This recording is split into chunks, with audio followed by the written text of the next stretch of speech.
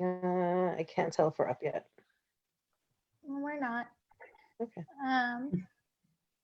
Oh, it is. Okay. Hi, my name is Daphne Lazar-Price. I'm the Executive Director of JOFA, and I want to welcome everybody for joining us this afternoon, evening, depending on where in the world you are, for an amazing webinar with Sharona, Margol, and Halickman on reclaiming Rosh Chodesh as a women's holiday. I have to say, on a personal note, I've always loved Rosh Chodesh. Back from when I was in school, it was a way to kind of break up the momentum or the lack of momentum in school as a way for us to put down a marker and be like, this is Rosh Chodesh, and this will be a special day for us. And in the time since, I've always looked forward to wishing people a Chodesh Tov. So it is my distinct pleasure to welcome Sharona. Sharona is originally from Riverdale, New York. I have to say also that I have known Sharona a lot of years, since 1997. I don't want to date ourselves, but from back when Sharona was the first Madricha Ruchanit at HIR, at Hebrew Institute of Riverdale, where she served there from 1997 until 2004. And since then, she's been the founding director of Torat Reva Yerushalayim since making aliya in 2004. Sharona is the author of Parsha Points, Torah from the Land of Israel, and Parsha Points, More Torah from the Land of Israel. She also writes a weekly blog on the Parsha for the Times of Israel, and Sharona has been a guest speaker and visiting scholar in communities throughout North America and Israel. Before we went live, we were actually talking about how this was supposed to be Shabbat Salamdeni and Shabbat Dorsho Tov, where Sharona was supposed to speak in Ashkelon, and so this is the shiur that she was going to deliver there. And so hopefully this will be able to reach not just the women in Ashkelon, but the women around the world.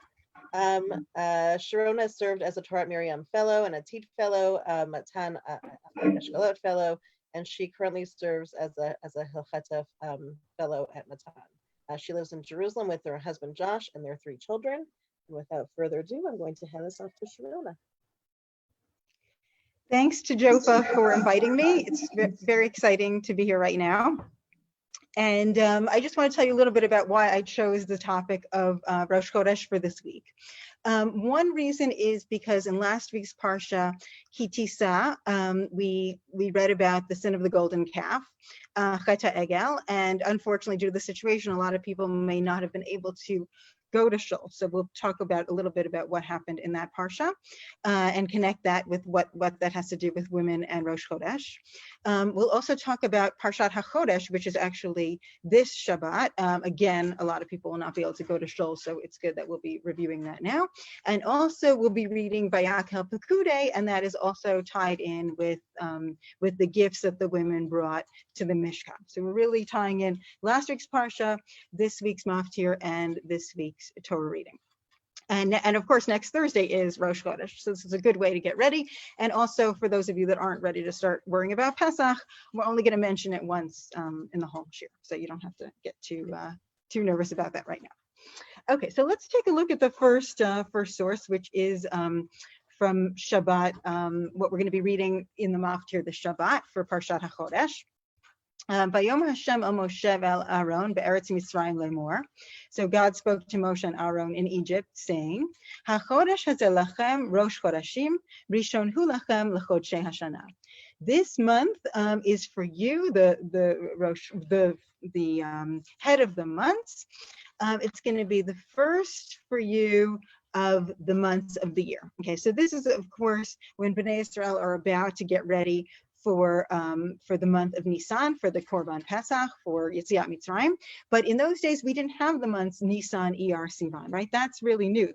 Those are the Persian names. The biblical names were actually the first month from the Exodus, the second month from the Exodus. So this is really when this is being introduced. The formal calendar is being introduced here.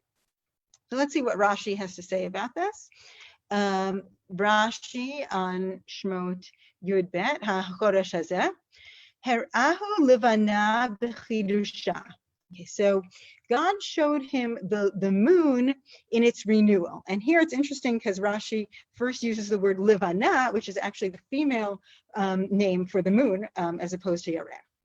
So God showed him the moon b'chidusha, right, in its renewal, right, as we all know what it looks like on Rosh Chodesh. It's a very small sliver. V'amar lo k'shayarech mitchadesh yelecha Rosh Chodesh. So when the moon renews itself, it will be Rosh Chodesh for you. That's in the Hilkheta in the Midrash. Ve'en mikra yotze midei pshuto, al chodesh Nisan amarlo. This is talking about the month of Nisan. Ze yeh rosh l'seder minyan hachodashim sheyeh iyar karui sheni sivan shlishi. And really, we only started using the other names, Nisan, Iyar, Sivan, once we went out into exile. And if you remember Megillat Esther, which was not too long ago, we see in there that both names are used, both the Jewish month and the Persian month, right? The first month, second month, as well as Tishrei Cheshvan. So this is teaching us that we're going to start counting the months from now. So this Nisan is actually the real Rosh Hashanah, and then Tishrei is something that was laid out later on. But this is the Rosh Hashanah. Okay, so this is what we're going to be reading in Parshat HaChodesh, the Shabbat. Now, if we backtrack to last Shabbat to Kitisa. Bnei Israel were waiting for Moshe to come back down, and apparently there was a miscalculation. And we see in Perek Lamed Bet Pasuk Aleph, Vayar ha'am ki voshesh Moshe laredet min ha'ar, vayikahel ha'am Aharon, vayomru elav kum aseh lanu Elohim, asher yalchu lefanenu, ki zeh Moshe ha'ish asher ha'elinu me'eretz Mitzrayim, lo yadanu mehayala. Okay, so they think he's not going to come back, and they all come up to Aaron, and they're really pressuring him. They say, "Give us a leader," because Moshe's not coming back. So pasuk bet vayomer alehem Aaron parkunis mehazahav asher boznei neshechem bnechem uvnotechem v'aviu elai. So Aaron's idea to stall until Moshe comes back is to tell them to get the jewelry from their wives and their children and bring it. Okay, and now in those days, men, women, boys, and girls all had jewelry. That was the style back then. And then we see in Pasuk Gimel, "Vayitparku kol ha'am et nizmei hazahav asher boznehem vayaviu el Aaron." But the nation quickly took off their jewelry and gave it to Aaron. So it went a lot faster than Aaron was expecting, and that's how the calf was made. He was expecting that till, we'll see this in a minute, that till he would get to the men, until they would get their wives and their children to give it, it would be too late, and Moshe would already be back. As we see in Rashi, ba'oznei neshechem, amar Aharon bilibo. So this is what he's thinking in his heart. Hanashim v'hayeladim chasim al tachshitehen. The women and the children care about their jewelry. Shema yitakev hadavar. Okay, so this will delay things.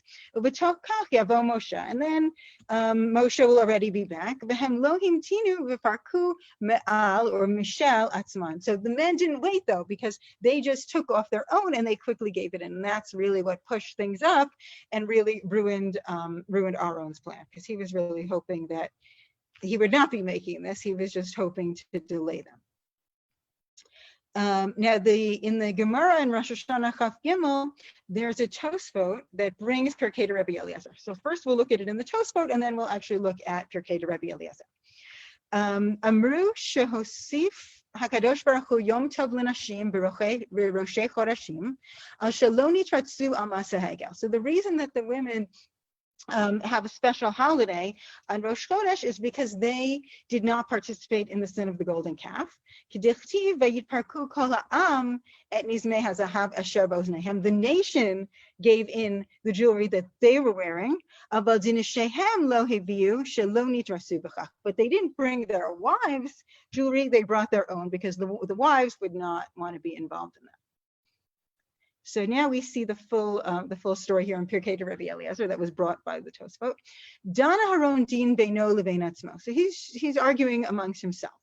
Amar imani omer liYisrael tnu li kesef v'zahav miyad hem meviim. If I tell them, bring me gold and silver, they'll bring it really quickly. Ela hareini omer lahem. Instead, I'm going to say tnu li nizmei neshechem v'nizmei bnechem uvnotechem. So if I tell them to bring their wives and their children jewelry, it will basically be canceled out. Okay, so the women heard about this and they said, I'm not giving my jewelry to my husband. This is what they told them.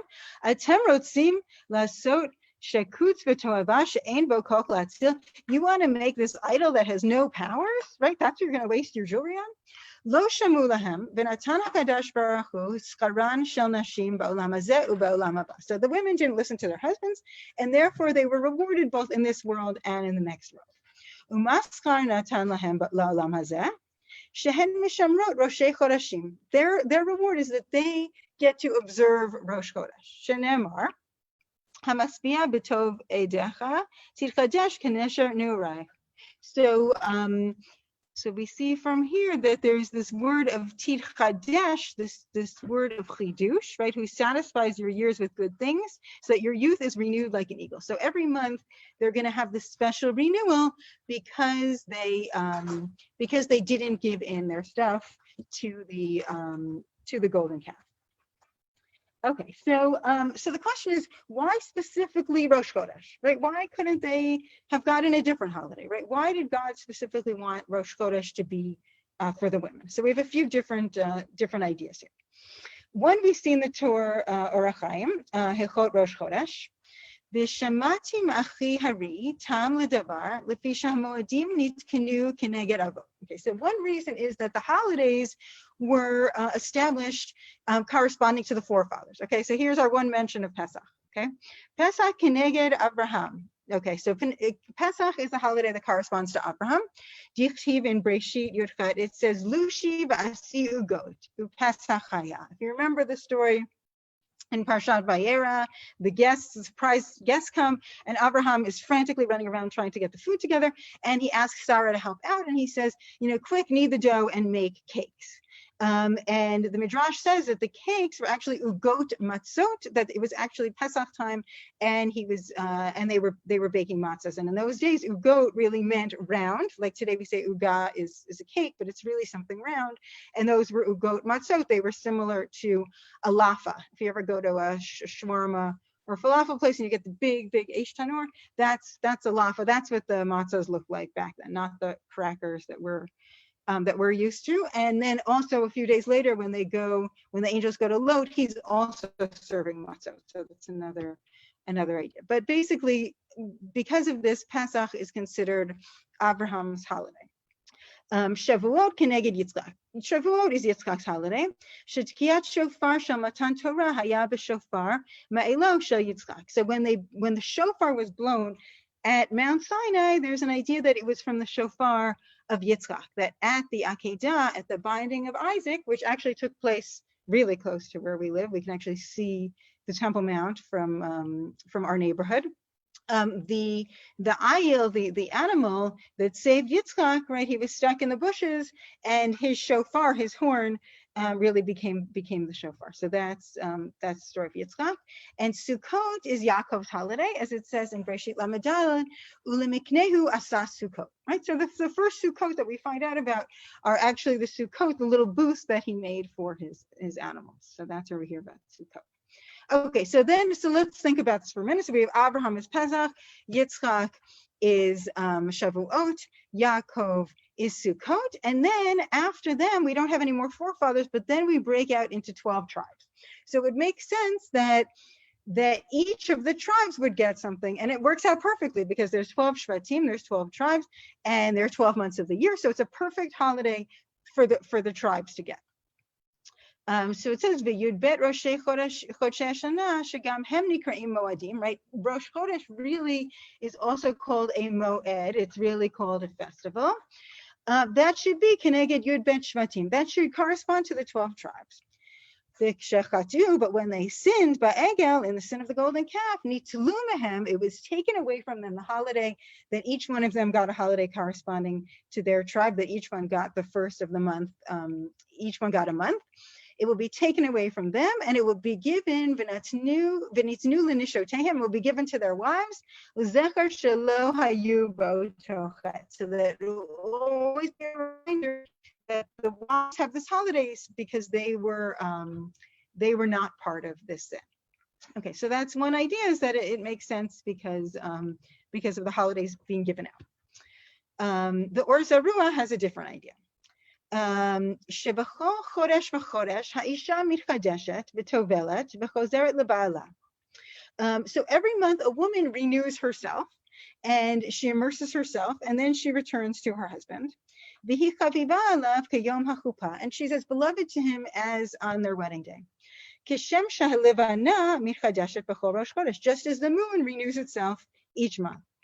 V'kol mitavim lirota, right? Everybody gets excited, right? We do kiddush levana, we get excited about Rosh Chodesh. There's so much excitement going on, especially on the times where they were actually organizing the calendar based on if they could see Rosh Chodesh or not. It was an extremely important time. So it was almost like getting excited when the bride comes out. It's getting excited if they could see when Rosh Chodesh was going to be.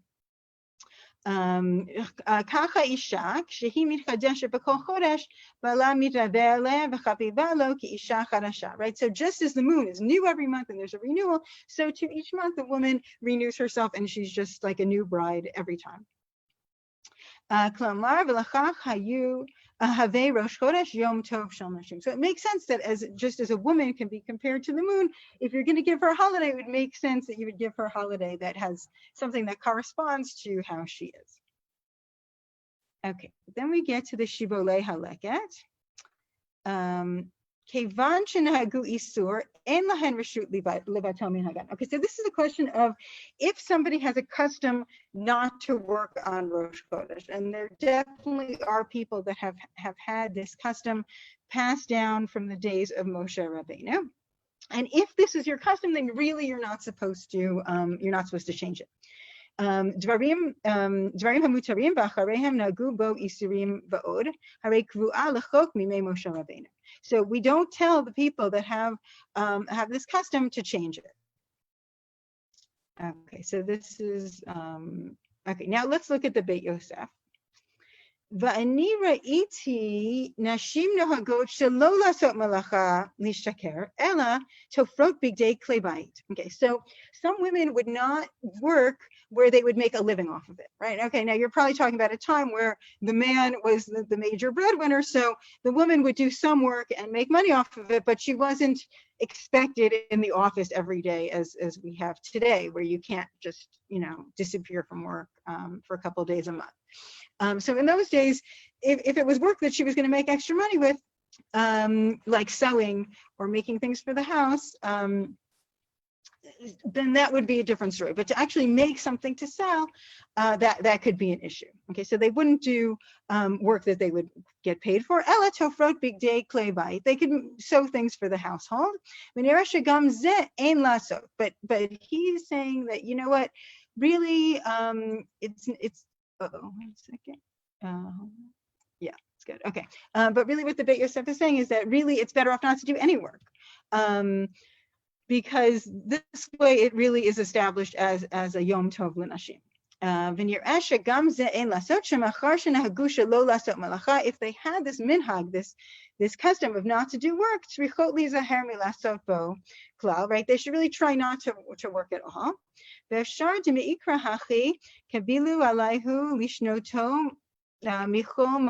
You really want to make it different from a Yom Chol. You really want to make it into a holiday. You want to do something a little bit different. But you don't have to forbid work where they're not paid. So you want to do something a little bit different to make it a holiday. But on the other hand, it doesn't mean that she's forbidden from all work. It's not like a really young. Okay, so let's see the response of the Shelot Uchuvot of Tashbats. Okay, so the main thing that women took on the custom of was not spinning. Okay, now spinning is an interesting thing because most people today have no idea what spinning is, right? Unless you saw Snow White and she got pricked by the spinning wheel, or my parents actually collected a lot of antiques and they had a spinning wheel in the living room. So we always knew what it was. Or if you go to, a colonial museum, or in Israel, they have like Ein Yael, where they show you how things were done. In the old days, most people really don't spin anymore. It's very rare that you even see a person spinning. A lot of it is probably done now by machines in factories. But spinning was something that was really pointed out here, and we're going to see in a minute why spinning was such a focus. So he says, so it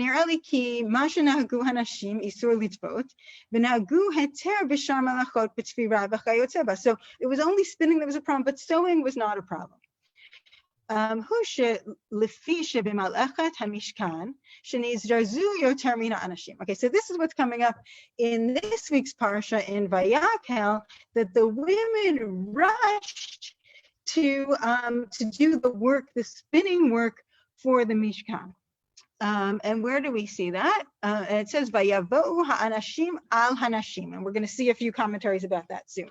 That the men came after the women, that the women rushed for the work of the Mishkan, the women rushed to do it. K'tiv v'chol isha chochmat lev biyadeha tavu vayaviu matbeh. So here it's very interesting because it's the chochmat lev. You had to be very bright to know how to do this special spinning. Okay, and one of the types of spinning is, it says v'tavu et ha'izim. They had to have this extra special kind of like ESP, right? What was so special about it was that there's actually a midrash that says that they spun the wool into yarn while the animals were still wearing the wool. Okay, so I don't know if the animal rights activists would be so happy about this, but this idea is that it must have been a real talent to be able to do this. It wasn't just going back to your room, bringing your gold and coming back, but there was an idea of really putting an effort into there was an idea of really putting this effort and working really hard, and you really had to know what you were doing. Okay, one second. So the men rushed in the center of the golden calf. They see that there the men rushed to give in their jewelry. So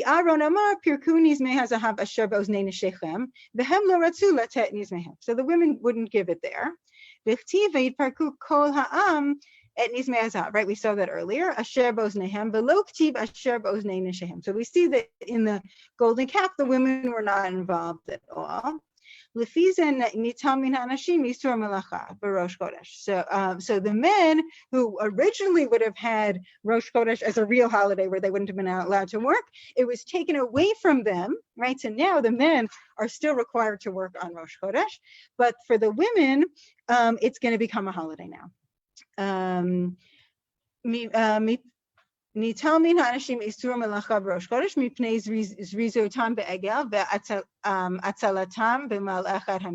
they were lazy in giving things in for the Mishkan. I don't know if they were exactly lazy, but they came, one step behind the women, as opposed to the way that they rushed in giving for the Egel.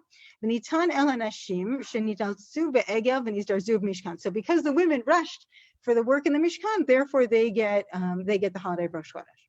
ונראה ששני הימים הם שווים, וזאת תורתם של נשים, היא נשאל מהם מנהגם, ואין לנו אלא מה שנהגו. Okay, so this is the minhag that we have, that so we see that it's all tied in with this spinning, right? That because of the spinning work, they got the holiday. So it doesn't really make sense to actually make them do the spinning work on the holiday, but rather that should be part of what they get a break from.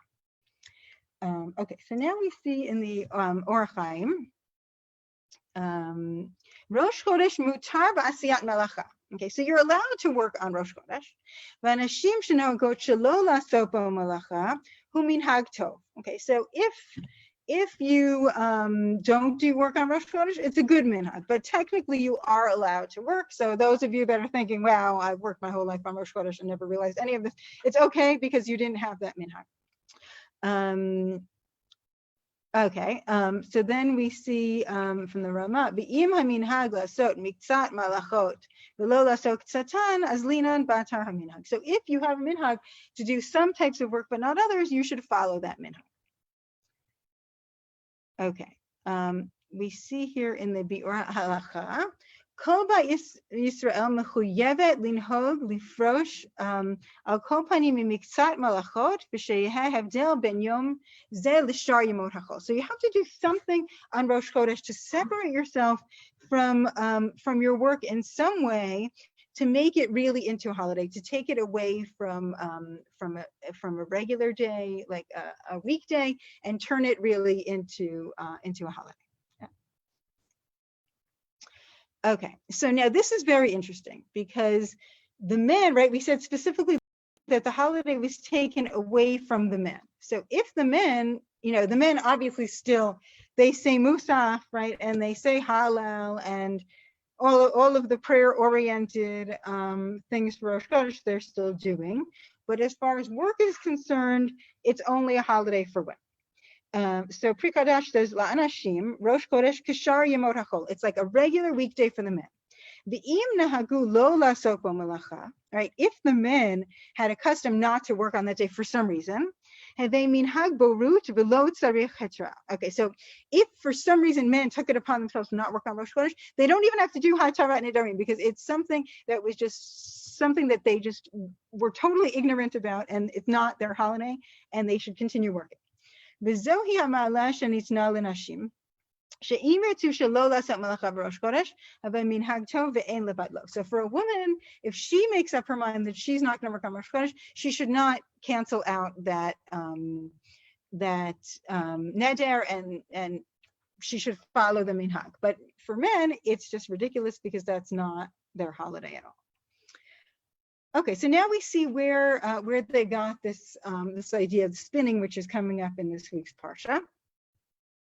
In Shmot Lamed Hey, Vayavo ha'anashim al hanashim, kol nediv lev heviu chach v'nezem v'tabat v'chumaz, kol kli zahav v'chol ish asher heniv tnufat zahav l'Hashem. Okay, so men and women.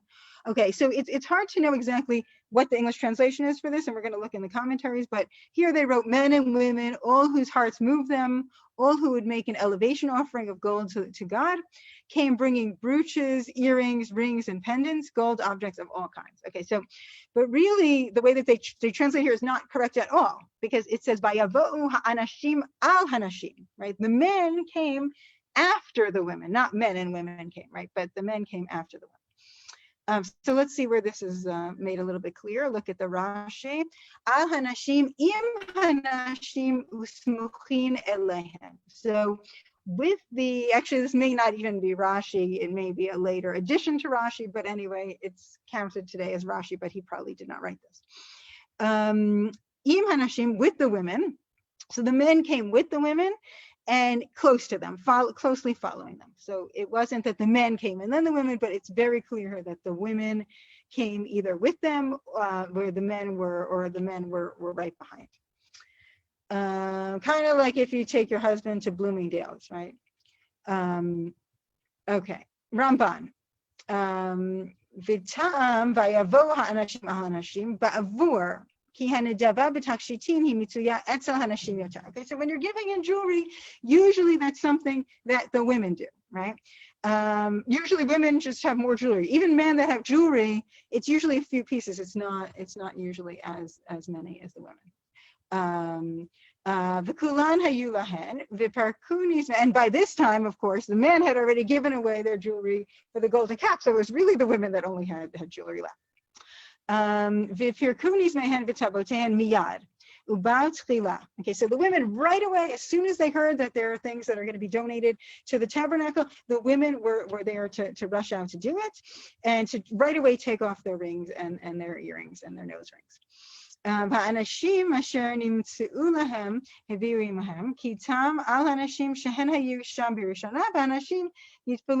the men were secondary. They came and gave whatever they had left, but it was really secondary. And Ibn Ezra says, Milat al hanashim, achar shabahu hanashim, after the women had already come.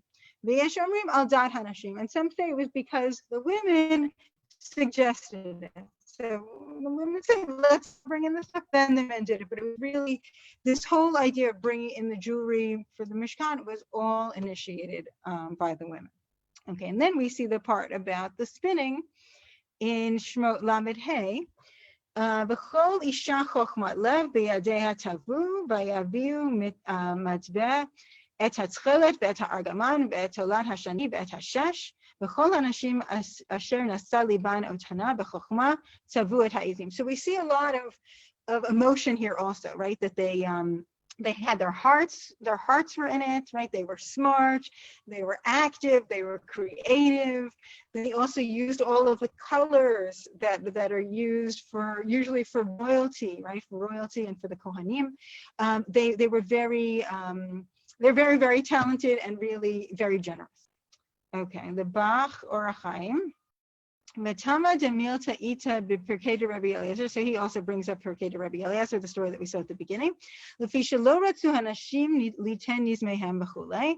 K'moshe peresh Rashi l'sham lefi zen yirah devadai leka isura l'nashim im yasim melacha. It's not asur for a woman to do work on Rosh Chodesh. If she wants to, she can. Right? This whole idea is that it's a reward. So it's something that she would want to benefit from.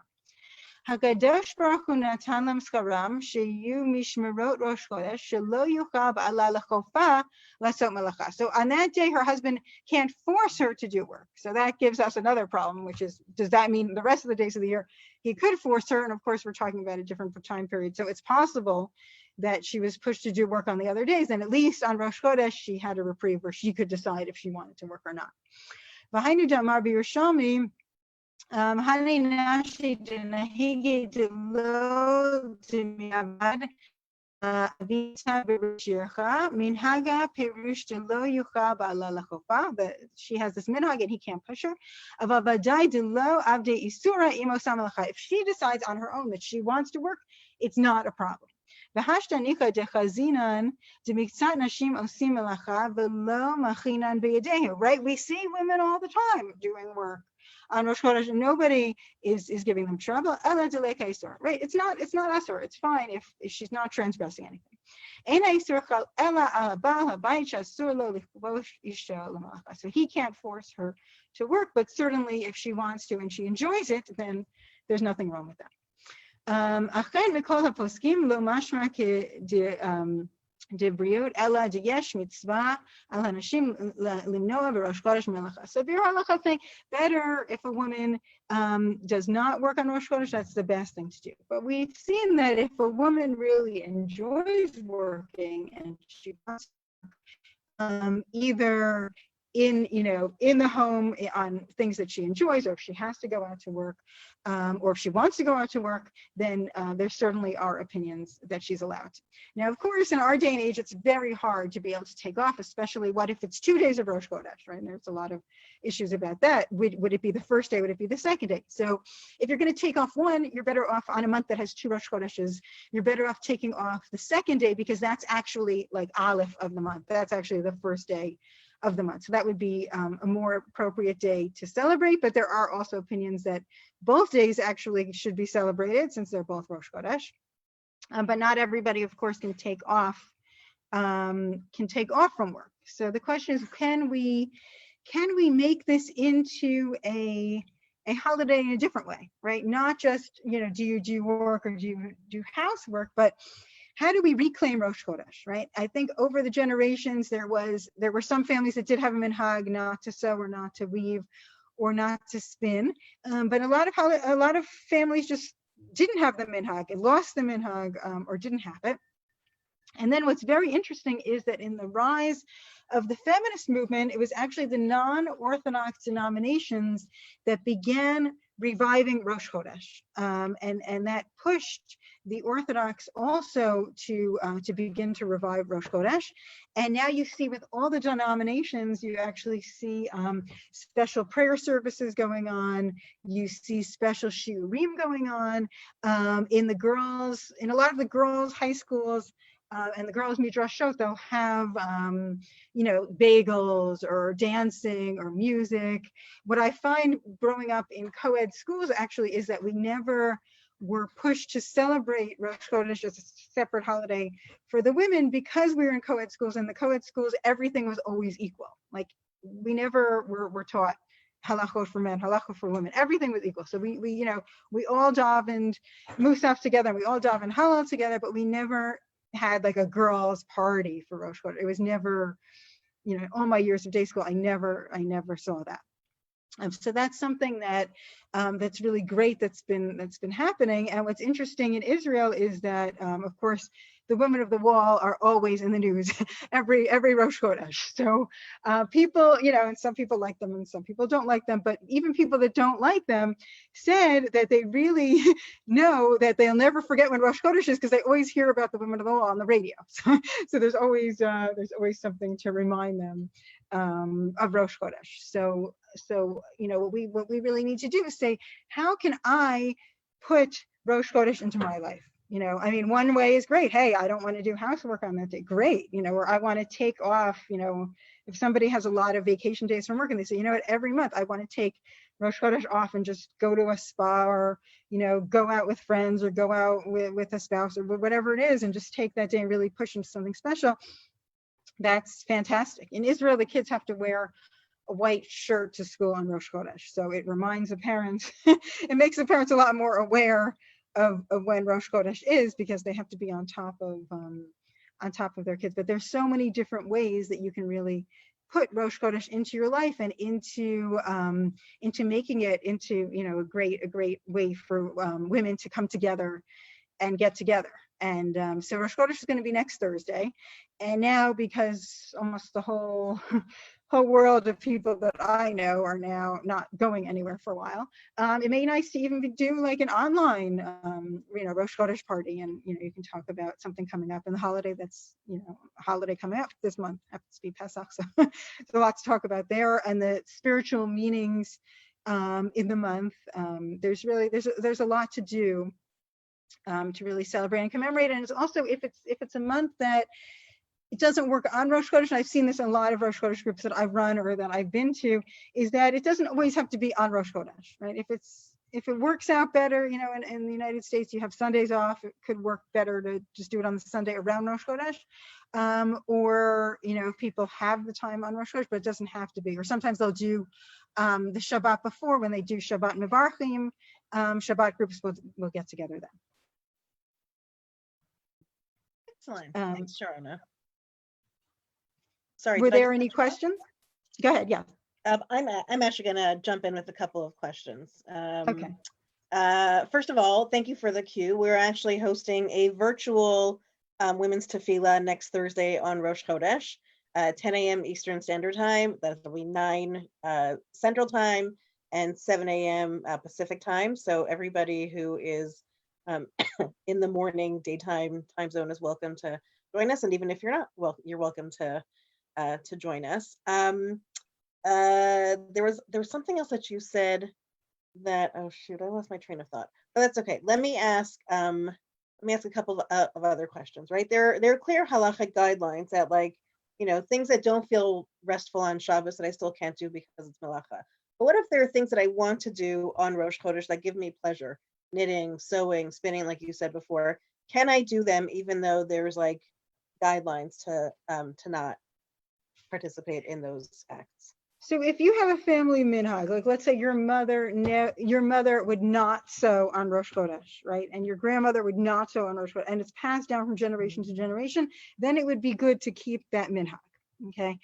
I'm the type of person that, like, I literally sew like once a year. So if it happens to be on Rosh Chodesh and nobody in my family ever had this minhag, then that would be fine. Also, like, for example, laundry. Right. So laundry is one that many somehow, even though all the sources we saw did not talk about laundry at all, talked about the spinning and the sewing, but somehow laundry has been passed down now to be the thing that people do not do, which obviously in the old days, laundry was a huge thing, lugging all the clothes down to the river and having a washboard and that whole thing. And they barely ever did laundry. Like, they mostly wore the same outfit all week, and then they had an outfit for Shabbos, and they repeated a lot before they actually did laundry. Laundry was like a big deal. It wasn't like today where you have the machine, many people have a machine in their house. Mm-hmm. You just really throw it in, press the button, take it out, throw it in the dryer, and you're pretty much finished. It was a much more difficult thing. So there actually are different opinions today.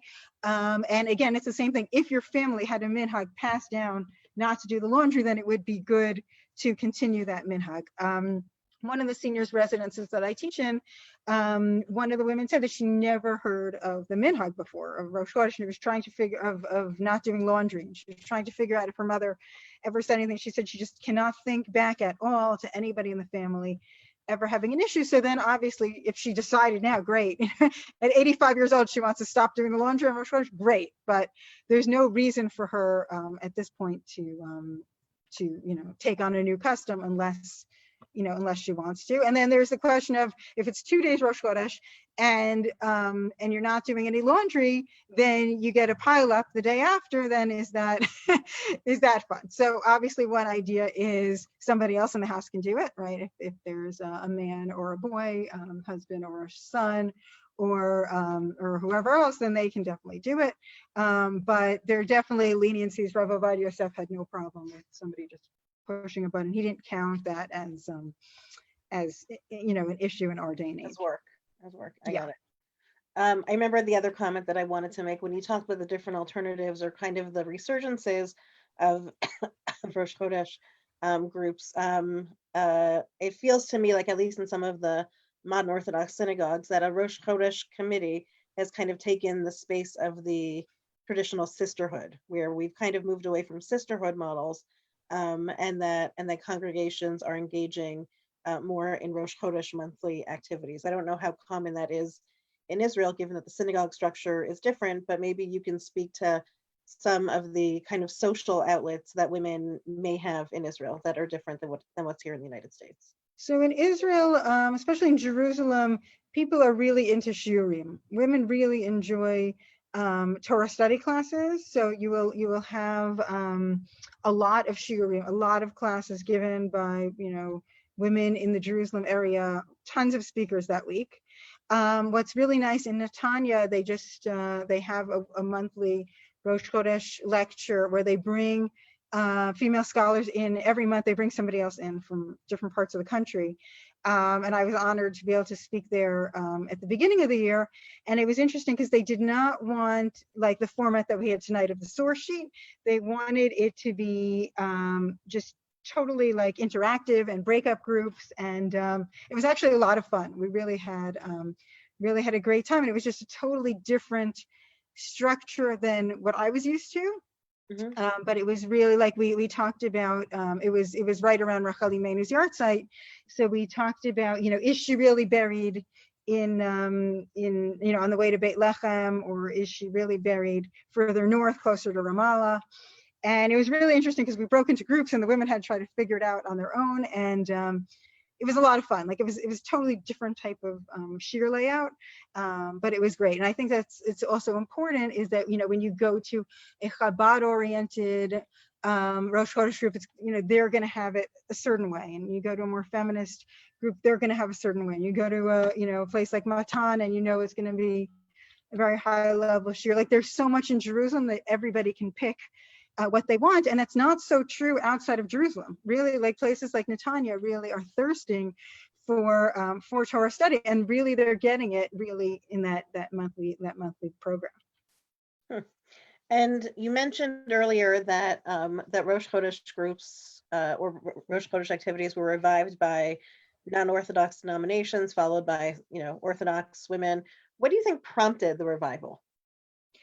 I think that with the rise of the feminist movement, women wanted to try to go back into the roots of Judaism and find out where women stood a long time ago, as opposed to just creating new rituals and saying, well, let's go back to what was there already and what was important for women back then. There's a book called Miriam's Well that actually gives a guideline to how to run a Rosh Chodesh group. It's used primarily from non-Orthodox denominations, and it just really gives you so much, poetry and all kinds of other things melded into this idea. So they're taking the holiday that was, a women's holiday that was kind of lost over time, and they're bringing it back, but they're doing it in a different way so that they're reaching out to a new a new generation at the same time. Got it. Is there anything else that you want to add before we wrap up? So I really think that we have a lot to learn from a lot of these out of the box Rosh Chodesh groups. And, I've done a lot with my students over the year. I've taught in the It's a Girl Thing Rosh Chodesh program, which is just really, you're really introducing a lot of themes and songs and ideas that, a regular day school kid just does not see. Right? A lot of the day school is straight learning without putting in a lot of this creativity, and also I think finding a space for girls and for women, even though, it's great to have co-ed shiurim and it's great to have, co-ed monthly learning programs or whatever else, shul activities that go on, but it's also nice to have a space for the women. And one of the things that they do in the group is that they take a candle and go around the room and light each other's candles the same way that was done when Rosh Chodesh was first declared from the hilltops. And when you close the lights and you light, one candle lights the next, it's a very powerful moment for everybody. People that were observant before, weren't observant before, from different denominations. It just puts a totally different spin on the holiday. And to add to that, what we did is we made candles out of the beeswax that you roll up. So each student actually made their own candle and then lit from one to the next and said what they want to get out of their learning over the course of the year. So I thought that was very powerful, and that was something that I never grew up with, but I thought was a great addition, and really something that people can really grasp onto and find spirituality in a place that they may have never thought about. When we were kids, Rosh Chodesh, longer davening, you get to miss more class, things like that, but you never saw this spiritual, female bonding time that's so important. Sweet. Well, on that note, I want to thank you, Sharona, for taking the time to lead this year. I also want to remind people that Sharona is on our Speakers Bureau. And if you want a list of other female scholars that can lead shiurim and give lectures, whether it's in person, one day, God willing, or remotely online, you can visit our website at jofa.org/speakers-bureau. Again, Sharona, I want to thank you for kind of teeing off this Rosh Chodesh in this very bizarre season. And I hope to see you in happy and healthy times. Amen. Thanks for inviting me. Thank you.